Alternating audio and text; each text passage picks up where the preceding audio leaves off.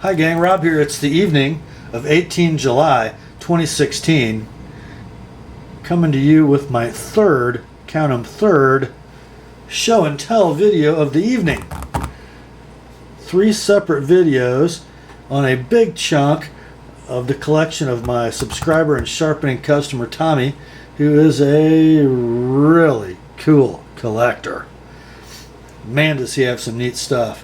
And he sent me 7 examples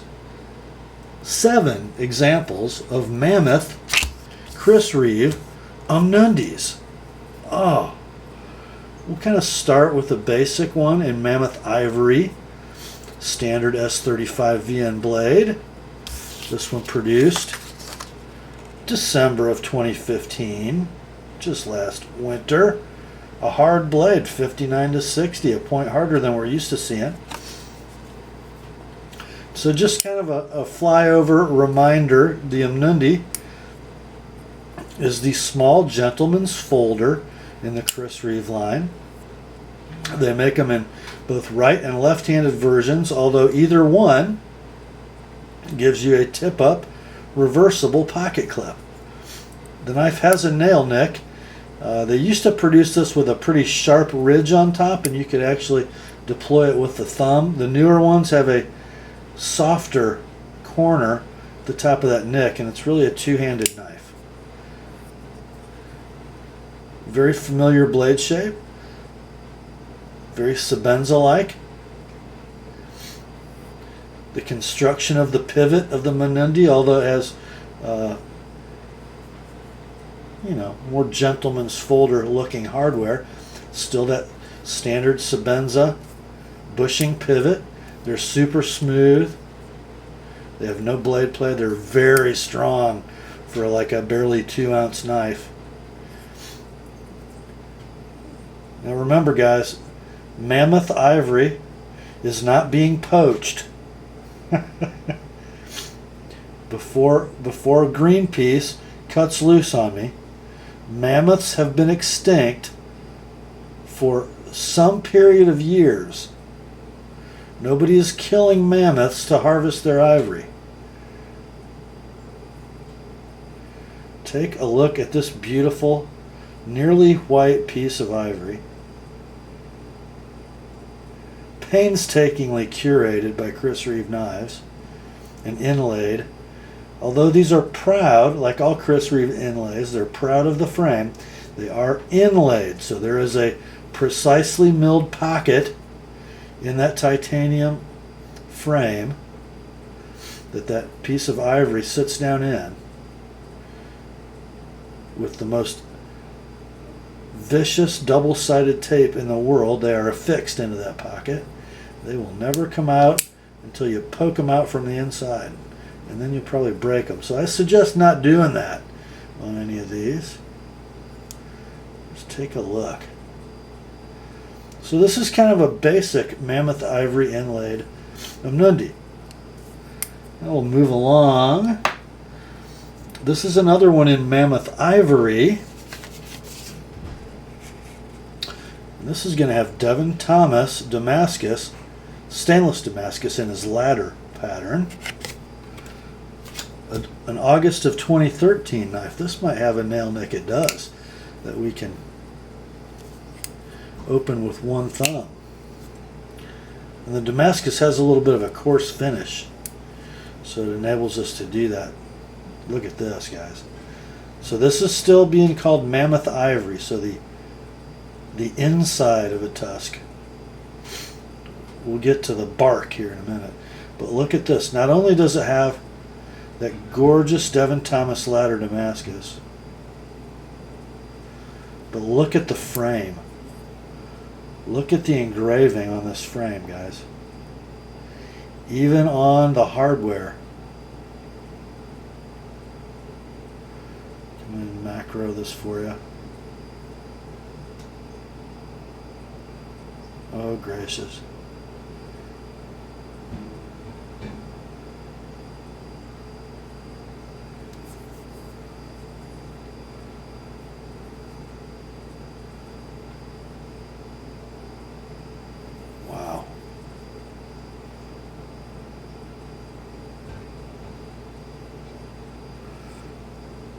So detailed.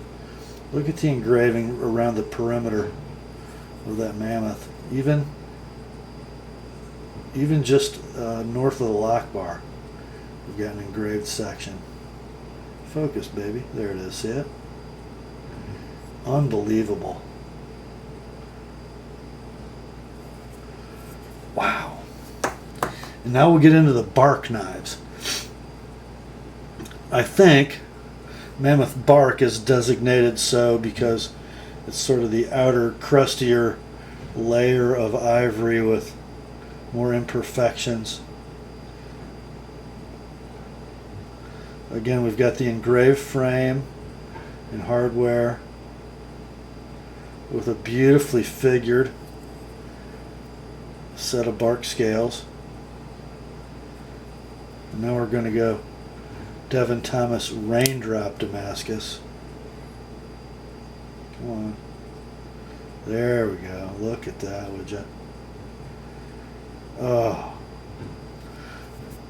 I really admire somebody with an appreciation of really, really fine gents folders that has the discipline to collect Mnandis in this variety.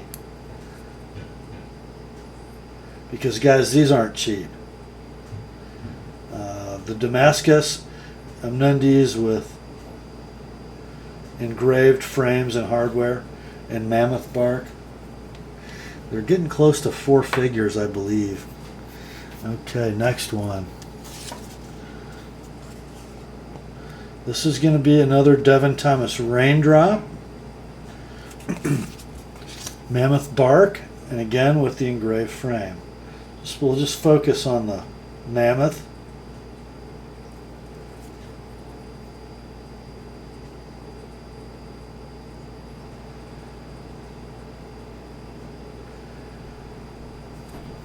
And then the Damascus blade.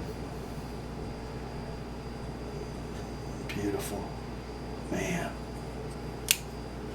Oh, look at the pattern in that Raindrop Damascus. Isn't that gorgeous? Wow. Oh my gracious. I used to see stuff like that back in the day when it wasn't even there. A couple of you guys out there know what I'm talking about. Those were not the good old days, by the way. And let's see what we got next. Another Raindrop Mammoth bark knife.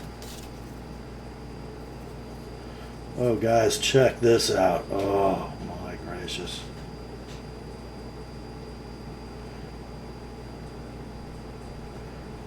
Wow. All these are right-handed Mnandis. Thank the Lord that there's no lefties in this bunch. Because you know what I'd be doing. Tommy, can you sell me this one? Boy, no two of these Damascus blades are alike.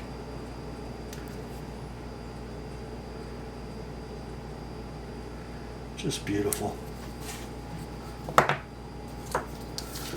Next, Basketweave Damascus with mammoth bark.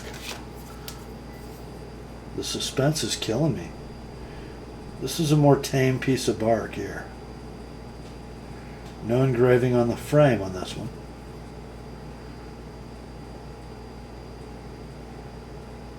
Well, let's see. Oh. Would you look at that? You don't see this Basketweave pattern a lot. Come on, focus, baby. There we go. Wow.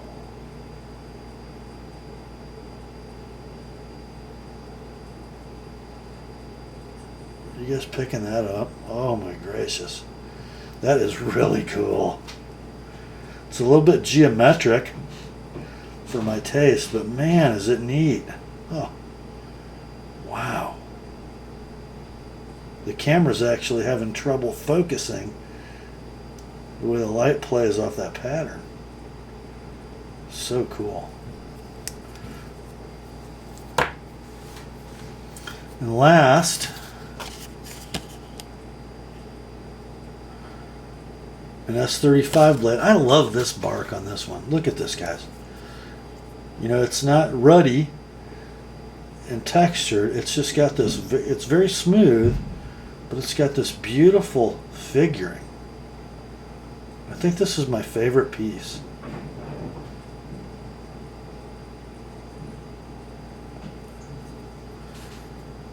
Isn't that something? Almost iridescent.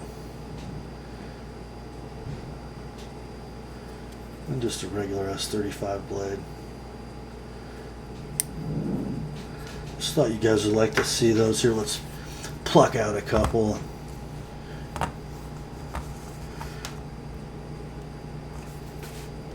Feast our eyes on them while we wrap this up. Man, hey, I gotta thank you, Tommy, for trusting me with this chunk of your collection, and thank you for picking out these Mnandis for me to spend some time with and for our viewers to get to see. Just a finely crafted jewel-like gentleman's folder, and when you start outfitting them with Damascus blades and exotic material scales, it just makes them so special. So special. There aren't enough companies doing stuff like this nowadays.